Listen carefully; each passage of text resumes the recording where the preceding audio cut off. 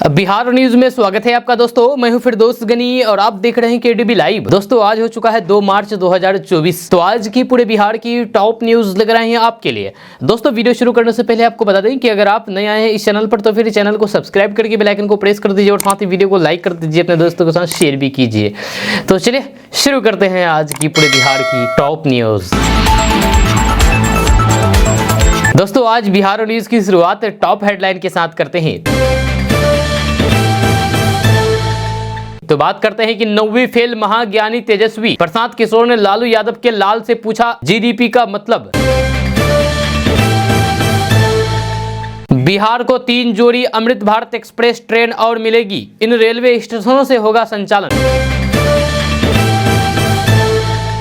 नीतीश कुमार ने विधानसभा से किया 10 से 4 का ऐलान, पर के पाठक का अलग है फरमान, शिक्षक है परेशान। नीतीश कुमार ने 1433 पुलिस वाहनों को हरी झंडी दिखा करके किया रवाना। नए पदों पर अनुकंपा नियुक्ति देगी बिहार सरकार, लंबित मामले में शिक्षक बहाली पर होगा विचार। पीएम मोदी के 5 दिन में 2 बिहार दौरे, 3 रैलियां, लोकसभा चुनाव से पहले 2 लाख करोड़ की सौगात देंगे। प्रधानमंत्री नरेंद्र मोदी बिहार को देंगे 34,800 करोड़ से ज्यादा परियोजनाओं की सौगात, इन शहरों में करेंगे जनसभाएं। के पाठक का राबड़ी देवी ने किया समर्थन, शिक्षकों को लेकर के कह दी 2 टूक बात। 73वें जन्मदिन पर पीएम मोदी ने सीएम नीतीश कुमार को दी बधाई, स्वास्थ्य जीवन के लिए की प्रार्थना। बिहार में 6061 टीचर भर्तियां, अत्यंत पिछड़ा वर्ग के लिए सबसे अधिक पद। बिहार में बढ़ सकती है बिजली की दर, आज आयोग सुनाएगा फैसला, उपभोक्ता कर सकते हैं विरोध। लालू यादव ने जितनी पार्टियां तोड़ी उतनी किसी ने नहीं, सम्राट चौधरी सदन में आरजेडी पर जमकर के बरसे।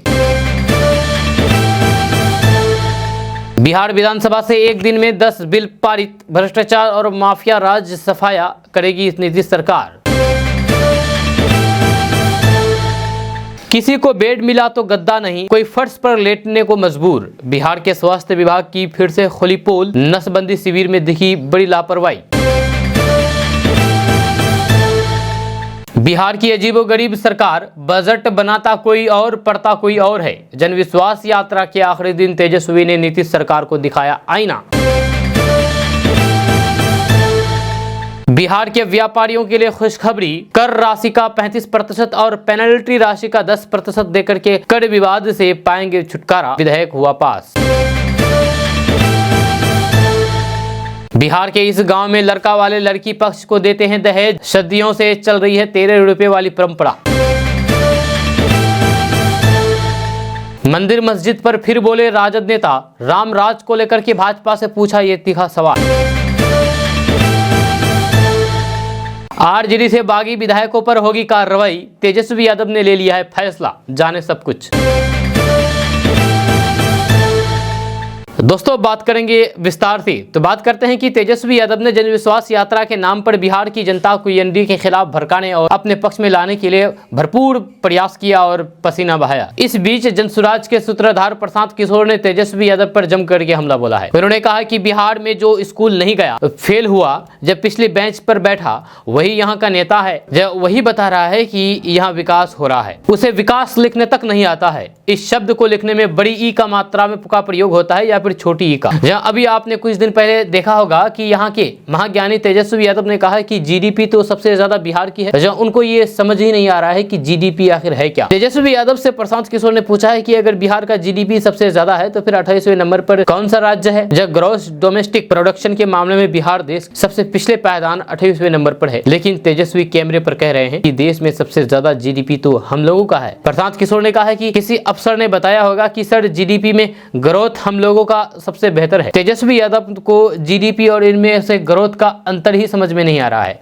और फिर कह दिया है कि देश में हमारा जीडीपी सबसे बेहतर है। जब आप विद्यालय नहीं जाते हैं और जीवन में पढ़ते लिखते नहीं हैं तो फिर आपकी यही दशा होगी। दोस्तों, प्रसाद किशोर ने जो बातें कही है तेजस्वी यादव को लेकर के, आप इसके बारे में क्या सोचते हैं नीचे कमेंट बॉक्स में कमेंट करके जरूर बताइएगा। जी हाँ, आप प्रसाद किशोर की इन बातों से सहमत हैं या नहीं, हाँ या ना में आप नीचे कमेंट करके जरूर जवाब दीजिए।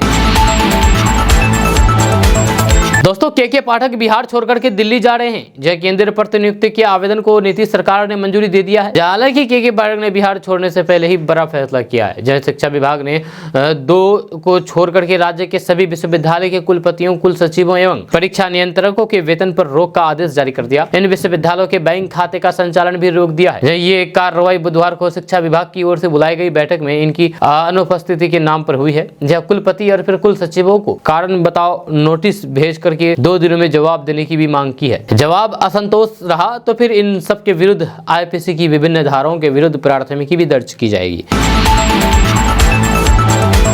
दोस्तों, बिहार के उप मुख्यमंत्री सह राजस्व एवं भूमि सुधार मंत्री विजय कुमार सिन्हा ने गुरुवार को कहा कि दाखिल खारिज में कोताही बरतने वाले 100 पदाधिकारी और फिर कर्मियों से स्पष्टीकरण मांग किया गया है। बिना स्पष्ट कारणों के दाखिल खारिज को आए आवेदनों को अस्वीकृत किया जाएगा। विधानसभा में इसको लेकर के केसरिया की विधायक शालिनी मिश्रा द्वारा लाए गए एक प्रश्न के जवाब में उप मुख्यमंत्री ने ये बातें कही है। उप मुख्यमंत्री विजय सिन्हा ने कहा कि दाखिल खारिज आवेदनों के त्वरित निष्पादन के लिए विभाग द्वारा राज्य के सभी अंचलों में ऑड इवन प्रणाली अपनाई गई है, जहाँ अंचल अधिकारियों के साथ साथ राजस्व अधिकारी को भी दाखिल खारिज करने की शक्ति प्रदान की गई है। दाखिल खारिज आवेदनों को निष्पादित करने के क्रम में फर्स्ट इन फर्स्ट आउट पद्धति का अनुपालन सुनिश्चित किया गया है। उप मुख्यमंत्री ने यह जानकारी दी है कि दाखिल खारिज की प्रक्रिया को सरल एवं पारदर्शी बनाया गया है, जहाँ अब तक 1,22,79,566 दाखिल खारिज के आवेदन मिले हैं।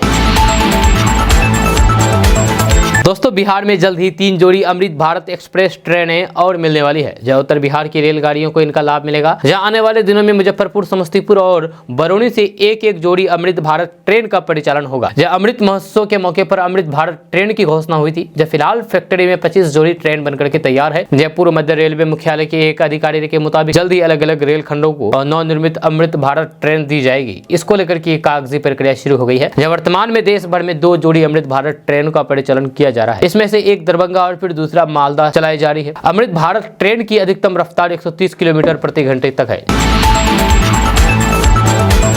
दोस्तों, नीतीश कुमार ने विधानसभा से 10 से 4 का ऐलान किया, पर के पाठक का फरमान ही कुछ और है। आपको बता दूं कि शिक्षकों के सामने इन दिनों आदेश पालन को लेकर के अजीबोगरीब स्थिति उत्पन्न हो गई है। हालात यह है कि मुख्यमंत्री द्वारा विधानसभा में यह आदेश जारी किया गया है कि अब विद्यालय का संचालन सुबह 10 बजे से शाम 4 बजे तक होगा। हालांकि इसे लेकर के शिक्षा विभाग के द्वारा जारी आदेश लिखित तौर पर सुबह 9 बजे से स्कूल पहुंचने की प्रक्रिया प्रभावी है। लेकिन शिक्षक टेलीविजन तथा समाचार पत्रों के माध्यम से मुख्यमंत्री द्वारा कही गई बातों को सुनकर के 10 बजे से कुछ समय पहले तक स्कूल पहुंच रहे हैं, तो फिर उन्हें अधिकारियों की फटकार सुननी पड़ रही है। अधिकारियों का भी अपना तर्क है कि हम लोगों के पास नए समय का कोई भी लिखित आदेश नहीं है, ऐसे में पुराने लिखित आदेश का ही पालन करना होगा। अब शिक्षकों को यह समझ में नहीं आ रहा है कि वे किसके आदेश का पालन करें। कल भी स्कूल में ऐसा ही मामला सामने आया, जब शिक्षक 10 बजे से कुछ समय पहले पहुंचे तो फिर उन्हें अधिकारियों द्वारा जम करके क्लास लगाई गई। आपको बता दूं कि शिक्षा में सुधार की पहल के पाठक द्वारा की गई है। इसके बाद तहत कई नए नियम बनाए गए हैं, जिसके कारण शिक्षा में गुणवत्ता सुधार भी आया। लेकिन सुबह 9 बजे से शाम 5 बजे तक शिक्षकों को विद्यालय में रहने का आदेश शिक्षकों के लिए कष्टधारी साबित हो रहा था। शिक्षक संघ द्वारा इस समय को लेकर के विरोध जताया गया, जिस पर मुख्यमंत्री के स्तर से विद्यालय का संचालन 10 बजे से लेकर के शाम 4 बजे तक किया गया। लेकिन इस संबंध में विभाग से कोई भी पत्र जारी नहीं होने के कारण शिक्षकों के सामने आदेश मानने को लेकर के असमंजस की स्थिति उत्पन्न हो गई है। दोस्तों, बिहार के पूर्व उप मुख्यमंत्री सह बिहार विधानसभा में नेता प्रतिपक्ष तेजस्वी यादव जनविश्वास यात्रा के दौरान गुरुवार को मधेपुरा और फिर सहरसा में जब लोगों को संबोधित करते हुए तेजस्वी यादव ने कहा कि चाचा तो अभी गए ही हैं, जब कुछ दिन का इंतजार कीजिए। बिहार के विकास के लिए एक स्थिर सरकार चाहिए। तेजस्वी यादव ने कहा कि आम बजट हम लोगों ने तैयार किया, लेकिन पर कोई और रहा। जब ये सत्ता का दुरुपयोग है, जहाँ हमने 17 महीने में जो काम किया है उसे लेकर के जनता के बीच जा रहे हैं। रोड शो के दौरान तेजस्वी के साथ पूर्व मंत्री तेज प्रताप यादव भी थे। तेजस्वी यादव ने आगे कहा कि देश में अघोषित आग आपातकाल चल रहा है। मोदी सरकार लोकतंत्र को समाप्त करने में लगी हुई है। जब देश के तमाम विपक्षी दलों और फिर उनके प्रमुख नेताओं को ईडी, इनकम टैक्स, सीबीआई जैसे एजेंसियों से प्रताड़ित किया जा रहा है ताकि विपक्ष का मुंह बंद रहे। इस तरह का दमन अंग्रेजी हुकूमत में भी नहीं हुआ था। साथ ही तेजस्वी यादव ने यह भी कहा है कि हमारे नेता लालू प्रसाद यादव को आकर के जेल में बंद कर दिया गया। यही नहीं, उन्हें विभिन्न प्रकार से प्रताड़ित किया जा रहा है। वे बीमार है या फिर भी तरह तरह का प्रपंच रच करके उन्हें तंग किया जा रहा है। जब हमारी पार्टी बिहार की जनता को बताना चाहती है कि महागठबंधन एकजुट है। जब उन्होंने कहा कि बिहार में विकास कार्यों को देख करके चाचा तो पलट गए और उन्होंने 5 लाख लोगों को रोजगार देने का वादा करते हुए कहा कि उनकी लड़ाई बीजेपी से है। दोस्तों, बिहार में पुलिस की कार्य क्षमता एवं दक्षता बढ़ाने को लेकर के प्रयास जारी है। इसके तहत गुरुवार को मुख्यमंत्री नीतीश कुमार ने IRSS परियोजना डायल 112 के तहत 1433 पुलिस वाहनों हरी झंडी दिखा करके रवाना किया है। जहां आपकी सुरक्षा हमारी जिम्मेदारी के तहत आपात नंबर सेवा 112 के प्रथम चरण का विस्तार एवं द्वितीय चरण के क्रियान्वयन के लिए 1433 पुलिस वाहनों में 883 4 पहिया वाहन एवं 550 2 पहिया वाहन शामिल है। पुलिस के एक अधिकारी ने बताया है कि इन वाहनों की उपलब्धता से राज्य में पुलिसिंग व्यवस्था सुदृढ़ होगी। जब पुलिस की कार्य क्षमता और फिर अधिक बढ़ेगी, जहां इससे विधि व्यवस्था के संधारण में काफी सहूलियत मिलेगी। इन वाहनों के डायल 112 में शामिल होने के बाद अब कुल 1833 पुलिस वाहनों के साथ साथ 1586 एम्बुलेंस सेवा एवं 805 अग्निशमन सेवा के तहत एकीकृत रूप से 24 घंटे कार्य करेंगे। बताया गया कि 14 से 33 पुलिस वाहनों में 5G तकनीक एवं अत्याधुनिक GPS डिवाइस भी लगाए गए हैं, जिसके माध्यम से वाहनों का लोकेशन पटना स्थित कमांड एंड कंट्रोल सेंटर से ट्रैक करने के अलावा समन्वय भी स्थापित किया जा सकेगा। दोस्तों, बिहार शिक्षा विभाग में अनुकंपा पर सहायक एवं परिचारक के पदों पर नियुक्ति की जाएगी। सेवा काल के दौरान जान गंवाने वाले शिक्षकों के परिवार वालों को इन पदों पर नौकरी दी जाएगी। जहां इसके लिए पदों का सृजन कर दिया गया। शिक्षा मंत्री विजय कुमार चौधरी ने मंगलवार को बिहार विधानसभा के बजट सत्र के दौरान ये घोषणा की है। उन्होंने ये भी कहा कि साल लंबित मामले में योग्यता रखने वालों को भी शिक्षक पद पर नियुक्ति देने का विचार सरकार ने कर रही है। जब मंत्री ने बताया है कि पहले अगर किसी शिक्षक की मृत्यु होती थी तो फिर उसके योग्यताधारी आश्रितों को टीचर पद पर ही नियुक्ति दी जाती थी। 2006 में जब नई शिक्षक नियमावली आई और परियोजना का अपराधिकार स्थानीय नगर निकायों को दिया गया, सरकार ने उन्हें निर्देश दिया है कि अनुकंपा नियुक्त योग्य आश्रितों को दी जाए। 2015 में NCT ने सर्कुलर जारी किया है, जहाँ इसमें शिक्षक पद के लिए अनुकंपा नियुक्ति के लिए TET परीक्षा पास करना अनिवार्य कर दिया है। उनका प्रशिक्षित होना भी जरूरी है।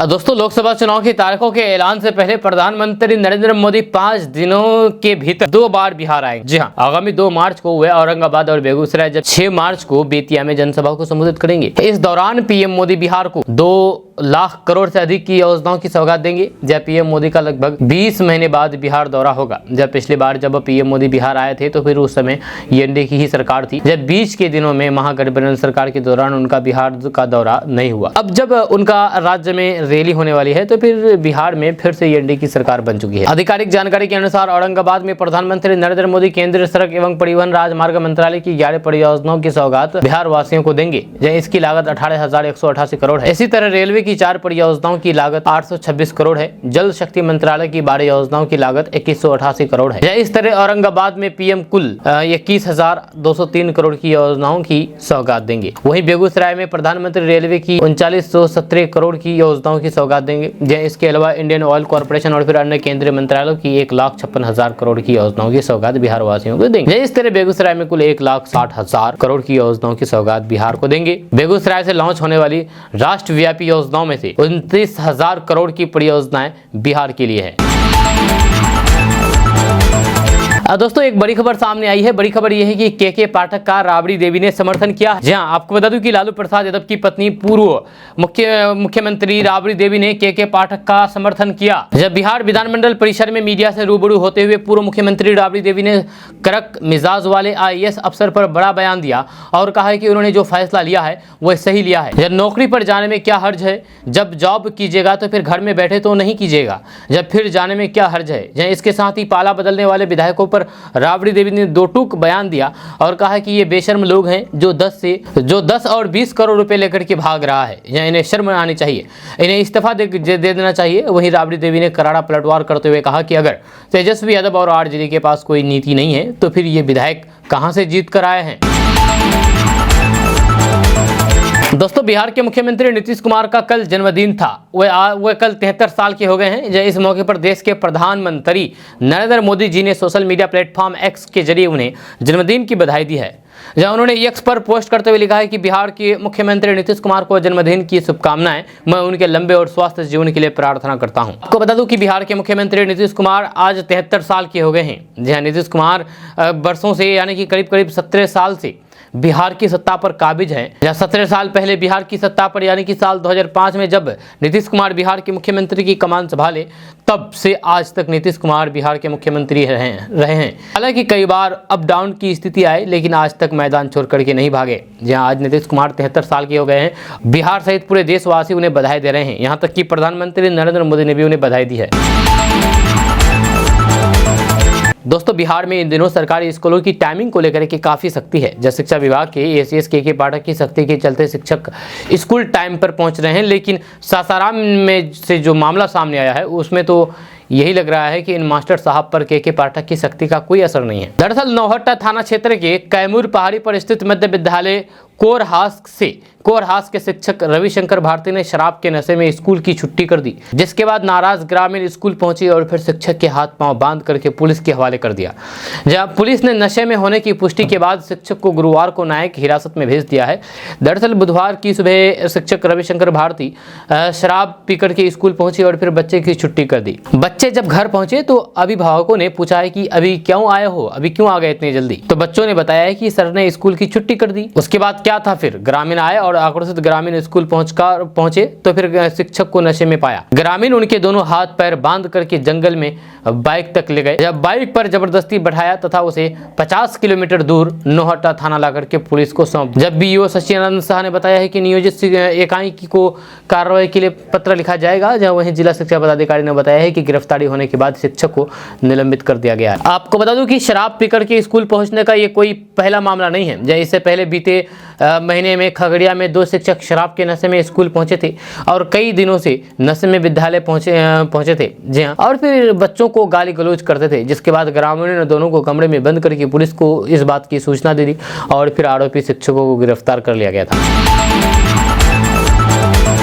दोस्तों, बिहार में टीचरों के पदों पर बम्पर भर्तियां होने वाली है। जहां बिहार के माध्यमिक उच्च माध्यमिक स्कूलों में कुल 6061 प्रधान अध्यापकों की नियुक्ति होनी है, जिसके लिए शिक्षा विभाग की ओर से प्रस्ताव सामान्य विभाग को भेज दिया गया है। जहां आपको बता दूं कि जल्द ही बिहार लोक सेवा आयोग यानी कि बीपीएससी की ओर से विज्ञापन जारी कर दिया जाएगा।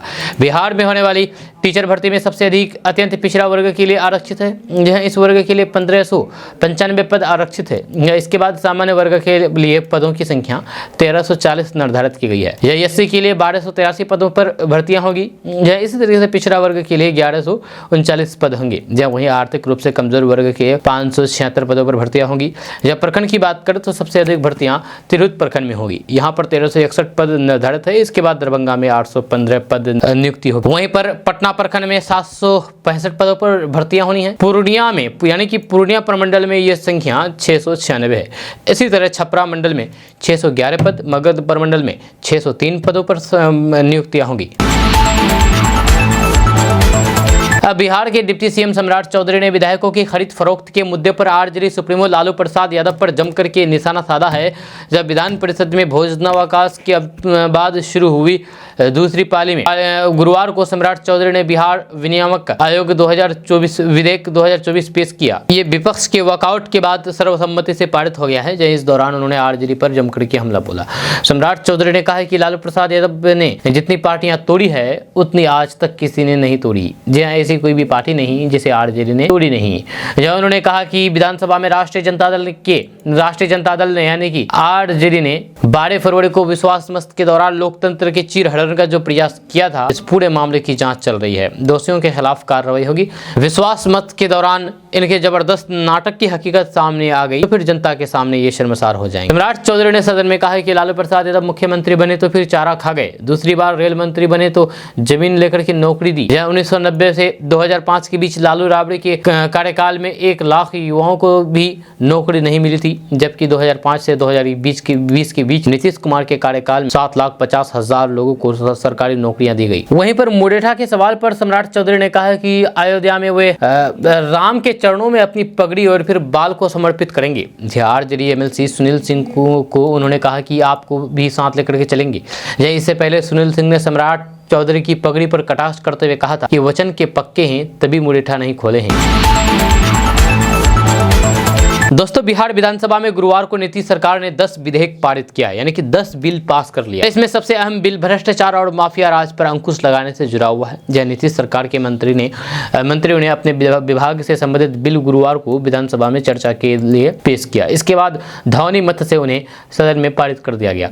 गुरुवार को पारित हुए विधेयक सबसे महत्वपूर्ण बिहार अपराध नियंत्रण बिल है। इससे अपराधियों की धरपकड़ के लिए जिलाधिकारियों को अधिकार मिल जाएगा। नीतीश सरकार ने गुरुवार को विधानसभा के बजट सत्र की कार्यवाही के दौरान एक के बाद एक 10 बिल सदन के पटल पर रखे। सत्ता पक्ष और विपक्ष के बीच इन बिलों पर चर्चा कराई गई। इसके बाद उन्हें सदन से पारित कर दिया गया। विपक्ष की ओर से विभिन्न विधेयकों में संशोधन के लिए कई प्रस्ताव लिए गए, मगर उन्हें खारिज कर दिया गया। गुरुवार को जो विधेयक सदन में पारित हुआ, उनमें बिहार अपराध नियंत्रण विधेयक 2024, बिहार लोक सुरक्षा उपाय प्रवर्तन विधेयक 2024, बिहार तकनीकी आयोग संशोधन विधेयक 2024, बिहार काराधन विवादों का समाधान विधेयक 2024, बिहार मूल्य वृद्धि कर संशोधन विधेयक 2024, बिहार राज्य बाल श्रम आयोग विधेयक 2024, बिहार संस्कृत शिक्षा बोर्ड विधेयक 2024, बिहार राज्य मदरसा शिक्षा बोर्ड विधेयक 2024, बिहार राज्य अल्पसंख्यक आयोग विधेयक 2024 और बिहार राज्य महिला आयोग विधेयक 2024 है। इन सभी बिल को कल पारित कर दिया गया है, पार कर दिया गया आपको। अगर आप भी अग्निवीर बनना चाहते हैं तो आपके लिए खुशखबरी है कि बिहार के 12 जिलों के अभ्यर्थियों के लिए ऑनलाइन आवेदन करने के लिए पंजीकरण प्रक्रिया 13 फरवरी से शुरू हो गई है। अगर आप इसके लिए अप्लाई करना चाहते हैं तो आप 22 मार्च तक ऑनलाइन आवेदन कर सकते हैं, जिसमें अररिया, बांका, बेगूसराय, भागलपुर, खगड़िया, कटिहार, किशनगंज, मधेपुरा, मुंगेर, पूर्णिया, सहरसा और सुपौल के इच्छुक युवाओं और फिर लड़कियों को सेना में भर्ती होने का मौका मिलेगा। आपको बता दूं कि अग्निवीर, जनरल ड्यूटी अग्निवीर, कार्यपालक, कार्यालय सहायक, स्टोर कीपर, तकनीकी अग्निवीर, तकनीकी अग्निवीर, ट्रेड्समैन, 10वीं अग्निवीर, ट्रेड्समैन, 8वीं अग्निवीर, महिला सैन्य, पुलिस, नर्सिंग सहायता और फिर सिपाही, फार्मा श्रेणियों के लिए अविवाहित पुरुष और फिर महिला उम्मीदवार ऑनलाइन पंजीकरण करा सकते हैं। जो उम्मीदवारों की आयु सीमा की गणना 1 अक्टूबर 2024 के आधार पर की जाएगी। दोस्तों, तेजस्वी यादव का परसों आखिरी दिन था, जहां वह सुबह ही अपनी यात्रा के तहत मधेपुरा पहुंचे। वहीं मधेपुरा में तेजस्वी यादव ने मीडिया कर्मी से बातचीत की। तेजस्वी यादव ने इस दौरान पत्रकारों के कई सवालों का जवाब भी दिया। तेजस्वी यादव ने कहा कि उनको यात्रा में भरपूर जन समर्थन मिल रहा है। उन्होंने कहा कि जनता का प्यार और फिर विश्वास उनके साथ है। उन्होंने कहा कि ऐसे कोई भी नेता नहीं है जो जनता का विश्वास जीते, लेकिन हमारे साथ जनता विश्वास, प्यार और आशीर्वाद है। वही उन्होंने बिहार सरकार पर भी जम करके निशाना साधा। वहीं जब तेजस्वी यादव से पूछा गया है कि आप जन विश्वास यात्रा पर हैं और आपके विधायक दल छोड़ करके जा रहे हैं, इसको लेकर के तेजस्वी यादव ने कहा कि उनका पूरा ध्यान यात्रा पर है। उन्होंने कहा कि सही समय आने दीजिए, अनुकूल समय आने दीजिए, सबका जवाब देंगे। जहां हम लोगों को किसी बात की चिंता नहीं है, जनता हमारी मालिक हमारे साथ है, जहां किसी के बारे में कोई भी टिप्पणी नहीं करनी है। हम अपनी बात 17 महीने में जो काम किया है वो जनता के बीच रख रहे हैं। जी हाँ, तेजस्वी यादव ने की जन विश्वास यात्रा खत्म हो गई है। आपको बता दूं कि तेजस्वी यादव अपनी यात्रा के दौरान जनता को 3 मार्च को पटना के गांधी मैदान में होने वाली रैली के लिए निमंत्रण भी दे रहे हैं। इस दौरान उन्होंने कहा कि उन्हें इस रैली में जनता का भरपूर साथ मिला है। जब पटना की रैली में भारी संख्या में लोगों के आने की उम्मीद है, जब हम जनता के सामने अपनी बातों को रख रहे हैं। वहीं उन्होंने बिहार में महागठबंधन की स्थिति को लेकर के कहा कि जन विश्वास यात्रा में मिल रहे समर्थन के हिसाब से देखें तो फिर हम लोग मजबूत स्थिति में हैं। तेजस्वी यादव ने सीएम नीतीश कुमार पर भी निशाना साधा। उन्होंने कहा कि बिहार की सरकार में स्थिरता नहीं है, जब तक स्थिरता नहीं रहेगी तब तक विकास संभव नहीं है। उन्होंने कहा कि आपने देखा होगा कि बजट हम लोगों ने बनाया और सदन में पर कोई और रहा है, या 2 दिन बाद ही सरकार बदल जाती है, या ऐसा बस बिहार में ही होता है और सब जगह तो ऐसा नहीं होता है। वहीं इस दौरान उनके बड़े भाई और पूर्व मंत्री तेज प्रताप यादव भी मौजूद थे। दोस्तों, लोकसभा चुनाव को लेकर के बिहार में भी सभी पार्टियां तैयारियों में जुट गई है। जहां एनडीए में सीएम नीतीश कुमार की वापसी से बिहार की राजनीतिक हालात बदल गई है। इस बदलते राजनीतिक हालात को देख करके ओपिनियन पोल के माध्यम से जनता की मूड जानने की कोशिश की जा रही है। जी न्यूज़ मैट्रिज ने बिहार को लेकर के ओपिनियन पोल कराया है। जहाँ इस ओपिनियन पोल में महागठबंधन को कुछ ज़्यादा लाभ मिलता नहीं दिख रहा है। हालांकि एनडीए को जो 2 सीटों पर नुकसान दिख रहा है। जहाँ जी न्यूज़ मैट्रिक्स के ओपिनियन पोल के अनुसार बिहार में एनडीए की 37 सीटों पर जीत होगी। जहाँ इसमें 3 सीटों पर इंडिया गठबंधन की जीत दिखाई दी गई है, जहाँ वहीं पर अन्य को एक भी सीट नहीं दिखाई दिया गया है। जहाँ इस ओपिनियन पोल में एक बार फिर से बिहार में बीजेपी की लहर दिखाई पड़ रही है। जहाँ इसके अलावा बिहार में एनडीए को 53% वोट मिलता दिखाई दिया गया है, जहाँ इंडिया गठबंधन को 31% वोट मिलता दिखाया गया है। जहाँ इसके साथ ही अन्य के खाते में 16% वोट दिखाया गया है। आपको बता दें कि इस साल सीएम नीतीश कुमार पाला बदलते हुए एनडीए में शामिल हो गए। जहाँ इससे पहले महागठबंधन में बीजेपी के विरोध में मुहिम शुरू की थी। जहाँ सीएम नीतीश कुमार की मुहिम की वजह से ही विपक्षी पार्टियां एक ही मंच पर आई और फिर इंडिया गठबंधन बना। इंडिया गठबंधन की पहली बैठक सीएम नीतीश कुमार की अगुवाई में राजधानी पटना में हुई थी, लेकिन सीएम नीतीश कुमार सीटों को बंटवारा और कई मुद्दों को लेकर कांग्रेस से नाराज हो गए हैं। जहाँ इसके बाद एनडीए में शामिल हो गए। इस घटनाक्रम के बाद बिहार पर पूरे देश की नज़र है। वहीं इन सब के बावजूद भी लोकसभा चुनाव में एनडीए को बढ़त मिलता हुआ दिख रहा है। दोस्तों, बिहार के एक गांव के बारे में हम आपको बताने वाले हैं। इस गांव में लड़की वाले लड़का को दहेज नहीं देते हैं, बल्कि लड़का वाले लड़की को दहेज देते हैं। जब लड़का वाले लड़की वालों को दहेज देते हैं। आपने आज तक सुना होगा और देखा होगा कि किसी की शादी विवाह में लड़की पक्ष वाले लड़का पक्ष को दहेज देते हैं। दहेज के रूप में जो भी हो, पैसा हो या फिर कोई सामान हो, ये देते हैं। लेकिन बिहार के एक ऐसा गाँव है जहाँ पर लड़की वाले नहीं बल्कि लड़का वाले उल्टा लड़की वालों को दहेज देते हैं। जी हाँ, आपको बता दें कि बिहार के बांका में एक ऐसा आदिवासी बहुल गांव है जहां शादी में लड़का पक्ष की ओर से लड़की वालों को दहेज दिया जाता है। ये अनूठी परंपरा सदियों से चली आ रही है, कोई नई नहीं है। बांका के बेलहर प्रखंड की रंगा पंचायत के वार्ड नंबर 10 श्रीनगर में एक ऐसा आदिवासी बहुल गाँव है जहाँ लड़की वालों को दान के रूप में 13 रुपये देते हैं, जहाँ मात्र 13 रुपये। अच्छा, बांका जिला मुख्यालय से करीब 30 किलोमीटर की दूरी पर सोखा पहाड़ के तराई में ये आदिवासी बहुल गांव है। जब यहाँ रहने वाले वीर सिंह बासुकी और फिर वार्ड के सदस्य बड़की मुर्मू के बेटे सुमन कुमार हेम्ब्रम ने बताया है कि यहाँ 288 घर है। जब 1200 से भी अधिक की संख्या में आदिवासी समुदाय के लोग रहते हैं। जहाँ उनके समुदाय में शादी विवाह के कार्यक्रम में कई ऐसी रीति रिवाज और परंपरा है जो सदियों से चली आ रही है। सबसे महत्वपूर्ण परंपरा में से एक है दहेज कुप्रथा के विरोध में कार्य करना। यह आदिवासी समुदाय में दहेज प्रथा का कोई भी नियम नहीं है। यह सदियों से चली आ रही एक परंपरा को यहाँ के लोग बड़ी शिद्दत से मनाते चले आ रहे हैं। जब इसमें लड़कों को दहेज नहीं दिया जाता है, बल्कि दुल्हा पक्ष की तरफ से लड़की पक्ष को 13 रुपये दान देने की अनूठी परंपरा है। ये परंपरा आदिवासियों में है। दोस्तों, आपको क्या लगता है कि इस तरीके का परंपरा सभी समाज में होना चाहिए, यानी कि सभी समाज में दहेज ना लेना ना देना चाहिए? आपको क्या लगता है, ऐसा होना चाहिए कि नहीं? नीचे कमेंट बॉक्स में कमेंट करके ज़रूर बताइएगा। दोस्तों, राजद के राष्ट्रीय उपाध्यक्ष शिवानंद तिवारी ने कहा है कि भाजपा राम राज लाने की घोषणा करने के बदले अपने 10 साल के शासन की उपलब्धियां बताएं। ये बताएं कि इन वर्षों में कितने लोगों को रोजगार दिया। राजद नेता ने कहा है कि किसानों को आमदनी दोगुनी करने का वादा किया था, आज उन्हीं किसानों के साथ दिल्ली के बॉर्डर पर दुश्मन की तरह क्यों व्यवहार हो रहा है। उन्होंने कहा कि बीते 10 वर्षों में सिर्फ मंदिर मस्जिद के नाम पर देश में तनाव पैदा किया गया है। शिवानंद तिवारी ने कहा कि उपलब्धि के तौर पर सिर्फ अयोध्या में मंदिर के नाम पर फिर से सत्ता में आने का जुगाड़ बैठाने की कोशिश हो रही है, लेकिन अब इनकी दाल गलने वाली नहीं है। जब देश के रक्षा मंत्री राजनाथ सिंह कहते हैं कि रामलला कुटिया से निकल कर के महल में आ गए हैं, या राम राज आने से दुनिया की कोई भी ताकत नहीं रोक सकती। जहाँ शिवानंद तिवारी ने कहा है कि भाजपा बताएं कि रामराज का संविधान क्या होगा। हमारे संविधान में तो रामराज की कोई कल्पना नहीं है, इसलिए स्वाभाविक है कि रामराज लाने के लिए बाबा साहेब अम्बेडकर की मौजूदा संविधान को गंगा में प्रभावित करना पड़ेगा। उन्होंने ये भी कहा कि राम के राज में वर्णाश्रम धर्म का उल्लंघन करने वाले संबुक को क्या सजा मिलती थी। ये सबको स्मरण है, इसलिए एक दलित द्वारा लिखित संविधान राम के राज में कैसे चलेगा। दोस्तों, आरजेडी के बागी 4 विधायकों पर कार्रवाई होगी। जब पार्टी ने फैसला ले लिया है। जब आरजेडी के मुख्य सचेतक अख्तरुल ईमान शाहीन ने विधानसभा अध्यक्ष विधायकों पर कार्रवाई करने को लेकर के बुधवार को पत्र सौंपा है। दल बदल कानून के तहत उन पर कार्रवाई करने के लिए विधानसभा अध्यक्ष से मांग की गई है। जब गुरुवार यानी 29 फरवरी को पत्रकारों से बात करते हुए अख्तरुल ईमान शाहीन ने कहा कि नेता विरोधी दल तेजस्वी यादव के आदेश पर उन्होंने अपनी बागी विधायकों पर कार्रवाई करने के लिए विधानसभा अध्यक्ष को पत्र लिखा है। यह 4 विधायकों में चेतन आनंद, नीलम देवी, प्रहलाद यादव और फिर संगीता कुमारी है। अख्तरुल ईमान शाहीन ने कहा कि तेजस्वी यादव ने इसके लिए उन्हें अधिकृत किया है। इसके बाद उन्होंने पार्टी के चारों विधायकों की सदस्यता रद्द करने की मांग को लेकर स्पीकर को पत्र लिखा गया है। अख्तरुल ईमान शाहीन ने कहा कि बिहार में बड़े पैमाने पर हॉर्स ट्रेडिंग हो रहा है, जब विपक्ष के विधायकों को सत्ता पक्ष की ओर खरीदा जा रहा है। इसलिए हम लोगों ने आग्रह किया है कि इनकी सदस्यता को रद्द किया जाए।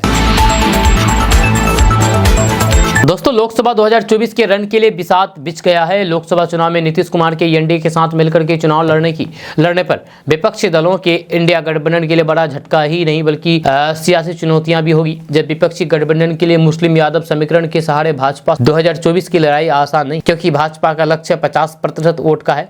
यादव और मुस्लिम मिलकर के 35% के करीब ही वोट होता है। इसी समीकरण के बदौलत 2019 में राजद और फिर कांग्रेस ने भाजपा से मुकाबला किया था, लेकिन सफल नहीं रहे। जब कांग्रेस को एक सीट मुस्लिम बहुल किशनगंज ही जीत मिली थी, जबकि राजद का खाता भी नहीं खुला था। जातीय समीकरण के जाल में लिपटे बिहार में एनडीए और इंडी गठबंधन की मुसीबत बढ़ाने के लिए बसपा पहुंच गई है, यानी कि बीएसपी, यूपी वाली बीएसपी। जब बिहार की लोकसभा सीटों पर बीएसपी भी अपने उम्मीदवार उतारने जा रही है।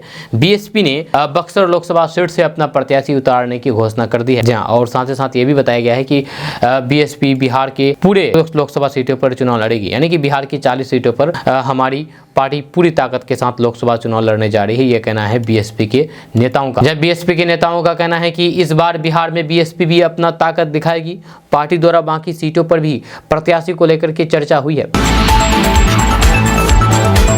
कुछ तो मजबूरियां रही होगी, यूं ही कोई बेवफा नहीं होता। ये कहना मेरा नहीं है बल्कि ये कहना है कांग्रेस विधायक प्रतिमा दास का।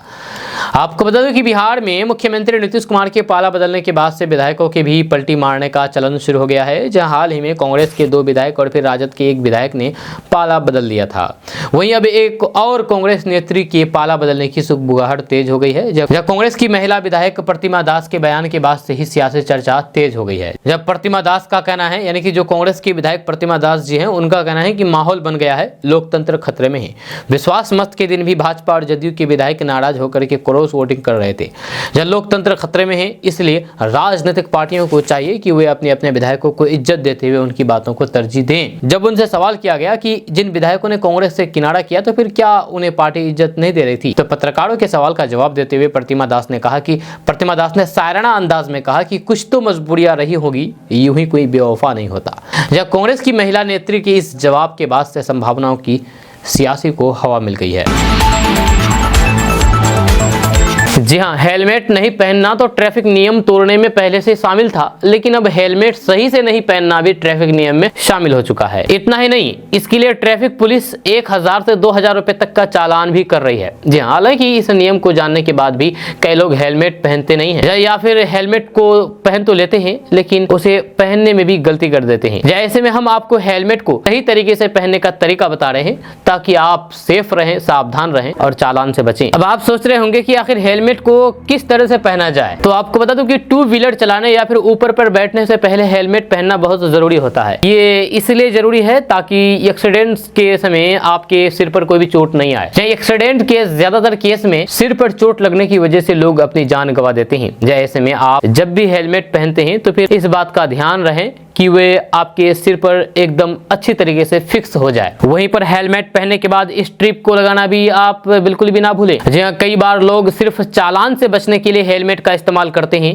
वे स्ट्रिप नहीं लगाते हैं। इतना ही नहीं, कई लोगों के हेलमेट में स्ट्रिप का लॉक नहीं होता है या वह टूटी होती है। इन तमाम स्थिति में आपका चालान किया जा सकता है। वहीं पर आपको बता दूं कि भारत सरकार ने 1998 मोटर वाहन अधिनियम में बदलाव किया है, जिसमें 2 व्हीलर चलाने वालों के हेलमेट नहीं पहनने या फिर ठीक से नहीं हेलमेट पहनने पर भी 2000 रुपए तक का तत्काल जुर्माना लगाया जाएगा। यानी कि बाइक सवार ने हेलमेट पहना है लेकिन वह खुला हुआ है तो फिर इस पर 1000 रुपए का जुर्माना लगाया जाएगा। या आपने हेलमेट पहना है और फिर सीट से बांधे रखने वाली पट्टी टाइट करके नहीं पहनी है तो भी आप पर 1000 रुपए का जुर्माना लगाया जाएगा। कुल मिलाकर के हेलमेट को अब पूरी तरीके से ठीक से पहनना होगा। यदि ऐसा नहीं होता है तब आपके ऊपर 2000 रुपए का चालान होगा। वहीं पर हेलमेट के पास BSI नहीं है तो आप पर 1000 रुपए का जुर्माना लगाया जा सकता है। BSI यानी कि भारतीय मानक ब्यूरो यानी कि ISI। अगर इसका आपका मानक नहीं है, इस मानक का आप हेलमेट नहीं खरीदे हैं तो आप पर 1000 रुपए का जुर्माना लगाया जा सकता है। यानी कि आपको बाइक स्कूटर चलाते वक्त केवल ISI मार्क वाला हेलमेट हेलमेट ही पहनना होगा। यदि ऐसा नहीं होता है तब मोटर व्हीकल एक्ट की धारा 194D MVA के तहत आप पर 1000 रुपए का चालान किया जाएगा। हालांकि हमारे देश में कई ऐसे जगह हैं जहां पर अभी भी 1000 रुपए का चालान कर रही है। खबर पूर्णिया से सामने आई है। यहाँ पर जन अधिकार पार्टी के राष्ट्रीय अध्यक्ष पप्पू यादव ने इस्लाम धर्म को लेकर के बड़ी बात कह दी है। पप्पू यादव ने कहा कि इस्लाम धर्म शांति और भाईचारे का संदेश देता है। उन्होंने कहा है कि इस्लाम समस्त मानव जाति की भलाई की बात करता है, इसलिए हम सबको पूरी मानवता को विकसित करने की आवश्यकता है। आपको बता दें कि पूर्णिया के कस्बा प्रखंड के अंतर्गत लखना पंचायत के आम गाछी कुशा स्थित दारुल उलूम ईदगाह हाट में आयोजित जलसा कार्यक्रम में शामिल हुए जन अधिकार पार्टी के राष्ट्रीय अध्यक्ष पप्पू यादव ने लोगों को संबोधित किया। इस दौरान वहां मौजूद लोगों को संबोधित करते हुए पप्पू यादव ने कहा कि इस तरह की धार्मिक आयोजन होते रहना चाहिए। इससे लोगों के बीच आपसी परिचय बढ़ता है और समुदाय के बीच भाईचारे की संबंधों को मजबूत करता है। इस दौरान जलसा को संबोधित करते हुए पप्पू यादव ने कहा कि इस तरीके के आयोजन से हमें एक दूसरे को जानने का अवसर प्राप्त होता है। इस्लाम धर्म शांति और भाईचारे का संदेश देता है। उन्होंने कहा कि इन दोनों बातों को अपने पर कड़ाई से लागू करेंगे तो फिर हम भी खुश रहेंगे और फिर दूसरे को भी खुश रखेंगे। उन्होंने कहा कि इस्लाम समस्त मानव जाति की भलाई की बात करता है, इसलिए हम सबको पूरी मानवता को विकसित करने की आवश्यकता है। इस अवसर पर हजारों गणमान्य लोग वहां पर मौजूद रहे। KDV लाइव के लिए पूर्णिया जिला के कस्बा प्रखंड से मोहम्मद आसिफ की खास रिपोर्ट। दोस्तों आज का न्यूज़ बस यहाँ तक। कैसा लगा आपको नीचे कमेंट बॉक्स में कमेंट करके ज़रूर बताइएगा। अगर आप नए आए हमारे चैनल पर तो फिर चैनल को सब्सक्राइब करके बेल आइकन को प्रेस कर दीजिए और साथ ही वीडियो को लाइक कर दीजिए, अपने दोस्तों के साथ शेयर भी कीजिए। तो चलिए मिलते हैं नेक्स्ट वीडियो के साथ, तब तक के लिए जय हिंद, जय बिहार।